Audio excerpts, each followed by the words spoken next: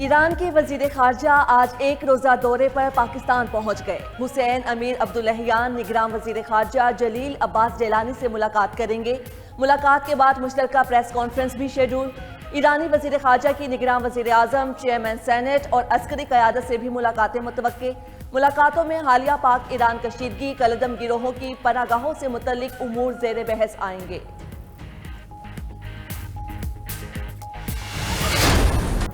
2017 بہتر تھا یا آج کا دور؟ ان سے پوچھو کیوں اتنا ظلم کیا؟ قائد مسلم لیگ نون نواز شریف کا سیالکوٹ میں جلسے سے خطاب، کہا اپنے ساتھ ظلم برداشت کر لوں گا، جو ظلم عوام کے ساتھ ہوا وہ برداشت نہیں کر سکتا۔ قوم پر کتنا ظلم ہوا اس کا کون ذمہ دار ہے؟ بجلی کے بل مہنگے، گیس ناپید ہو چکی، سب عوام کی پہنچ سے دور ہو چکے۔ کون ہیں وہ لوگ جو کہتے ہیں یوتھ نون لیگ کے ساتھ نہیں؟ حکومت ملی تو لاہور سے سیالکوٹ تک ٹرین چلائیں گے۔ سیالکوٹ باوفا لوگوں کا شہر ہے، نوجوانوں کو اپنے پاؤں پر کھڑا کرنا ہے۔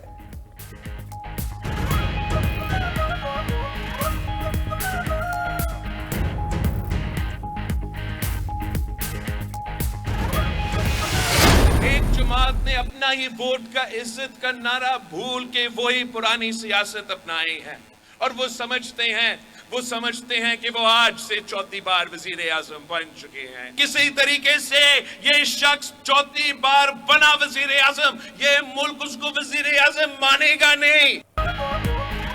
چوتھی بار وزیر اعظم بننے کی سازش ناکام بنائیں گے۔ بلاول بھٹو نے قائد مسلم لیگ نون نواز شریف کو ایک بار پھر آڑے ہاتھوں لے لیا۔ Chairman Peoples Party Bilawal Bhutto نے راولپنڈی میں جلسے سے خطاب کرتے ہوئے کہا، عوام کسی کو چوتھی بار وزیر اعظم بنتا نہیں دیکھنا چاہتے۔ اگر یہ چوتھی بار وزیر اعظم بنے تو ملک میں بہتری نہیں آئے گی۔ پی ٹی آئی کے جذباتی کارکن کو سمجھائیں، الیکشن میں آپ بانی پی ٹی آئی نہیں رہے۔ پی ٹی آئی کے تمام عہدیدار پلانٹڈ ہیں، آپ کو نشان نہ ملنا آپ کی غلطی ہے۔ بانی پی ٹی آئی کسی صورت وزیر اعظم نہیں بن سکتے۔ نفرت اور تقسیم کی سیاست کی وجہ سے بحران پیدا ہوا ہے۔ عوام کے مسائل پیپلز پارٹی حل کر سکتی ہے۔ ملک کے خلاف ہتھیار اٹھانے والوں کو منہ توڑ جواب دیں گے۔ پاکستان کو اسلام آباد والے سمجھنے کے لیے تیار نہیں۔ ہر کوئی سمجھتا ہے کہ وہ پاکستان کے مسائل کا حل جانتا ہے۔ حل صرف سیاسی قوتوں کے پاس ہے۔ سابق صدر آصف زرداری کا حب میں جلسے سے خطاب، کہا بلوچستان میں ہتھیار اٹھانے والوں کو سمجھائیں آپ کی بقا جمہوریت میں ہے۔ بلوچستان کی بقا ہی جمہوریت میں ہے۔ حب کا بجٹ یہاں نظر نہیں آتا، شاید دوستوں کی جیب میں نظر آتا ہے۔ حب کو بھی کراچی جیسا ہونا چاہیے۔ حب میں پانی کی سہولت، اسپتال اور یونیورسٹیز ہونی چاہیے۔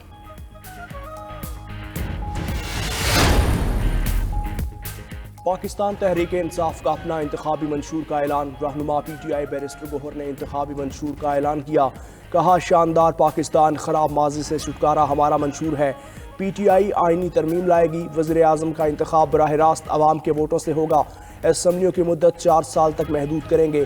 مزید کہا ہمیں الیکشن مہم چلانے کی اجازت نہیں دی جا رہی، الیکشن کمیشن سے مطالبہ کرتے ہیں کہ ہمارے راستے میں رکاوٹیں نہ ڈالی جائیں۔ لیول پلینگ فیلڈ تو کیا فیلڈ ہی نہیں دی جا رہی، ہم سے بلہ چھین لیا، ہماری پارٹی اور امیدواروں کو دیوار سے لگانے کی کوششیں جاری ہیں۔ شاندار پاکستان، شاندار مستقبل، خراب ماضی سے چھٹکارا ہمارا منشور ہے۔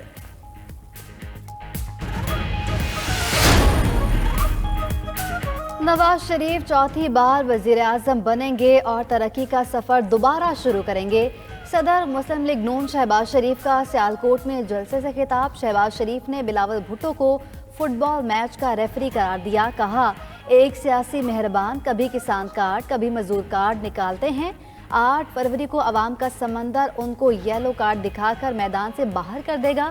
مریم نواز بولی پیٹرول بم دینے والا آپ کا ہمدرد نہیں، بچوں کو ورغلا کر ریاست پر حملہ کرایا گیا، نوجوانوں کا مستقبل پیٹرول بم نہیں، آئی ٹی سٹارٹ اپس ہیں، شیر پر جتنی مہریں لگیں گی ترقی اتنی تیزی سے ہوگی۔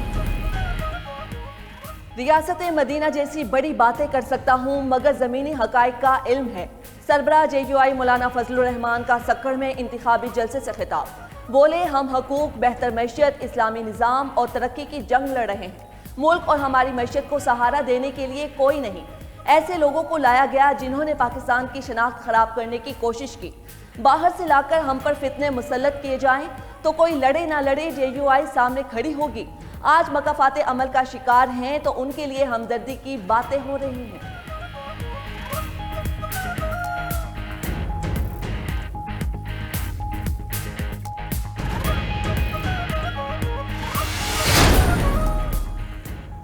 آئندہ الیکشن آنے والی نسلوں کے لیے بہت اہم ہے۔ کراچی کے عوام نے ایم کیو ایم کے حق میں فیصلہ سنا دیا۔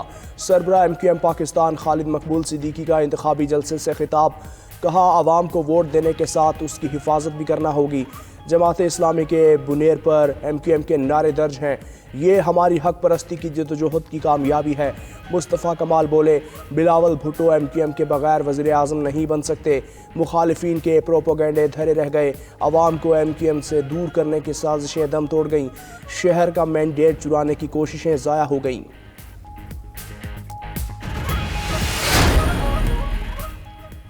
ہم نے پاکستان کو مضبوط کرنا ہے، پاکستان مضبوط ہوگا تو لودھڑا مضبوط ہوگا۔ ملتان میں چیئرمین استحکام پاکستان پارٹی جہانگیر ترین کا ورکرز کنونشن سے خطاب، بولے سیاست صرف عوام کی خدمت کرنے کے لیے آیا ہوں، جیت کر این اے 149 کو مثالی حلقہ بنائیں گے۔ صدر آئی پی پی عبدالعلیم خان نے لاہور کے حلقے پی پی 149 میں انتخابی جلسوں سے خطاب کرتے ہوئے کہا، ترقی کا سفر وہیں سے شروع کریں گے جہاں سے ختم ہوا تھا، لوگوں کے دکھ درد کا ساتھی تھا اور رہوں گا۔ پی پی 149 کے عوام کی توقعات سے بڑھ کر خدمت ہوگی۔ 8 فروری کراچی اور پاکستان سے ڈاکو راج کے خاتمے کا دن ہے۔ سابق حکمرانوں کو کبھی اقتدار کی کرسی نہیں ملے گی۔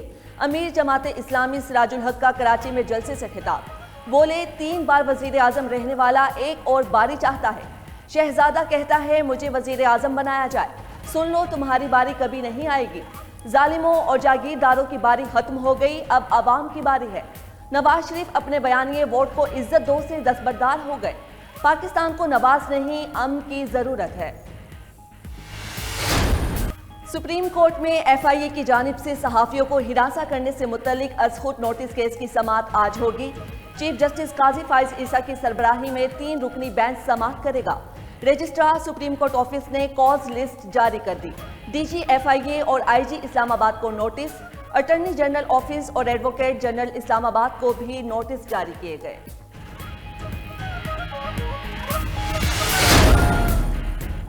عدلیہ پر حملے ہونے پر ہم چپ نہیں بیٹھ سکتے، سوشل میڈیا پر عدلیہ مخالف مہم کی تحقیقات قانون کے مطابق ہوں گی۔ نگران وفاقی وزیر اطلاعات مرتضیٰ سولنگی کی اسلام آباد میں نیوز کانفرنس، کہا کسی کو ہراساں کیا گیا نہ اٹھایا گیا، صرف نوٹس جاری کیے۔ 100 کے قریب انکوائریز ہو چکی، ہم آئین اور عدالتوں کا احترام کرتے ہیں، بہتان تراشی اور تضلیل سے اجتناب کرنا چاہیے۔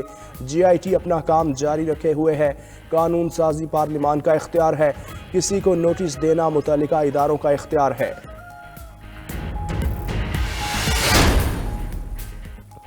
کوئٹہ کے سٹی گریڈ اسٹیشن میں تکنیکی خرابی، شہر کے مختلف علاقے اندھیرے میں ڈوب گئے۔ گریڈ اسٹیشن سے منسلک 8 فیڈرز بجلی سے محروم۔ نواکلی، پی ایف، جناح ٹاؤن، پروری ٹاؤن، کینٹ اور دیگر علاقے شامل۔ کیسکو حکام کے مطابق مرمتی اور بحالی کا کام شروع کر دیا گیا۔ متاثرہ فیڈرز کو بجلی کی فراہمی جلد بحال کر دی جائے گی۔ میراتھن غیر ملکی سفارتکاروں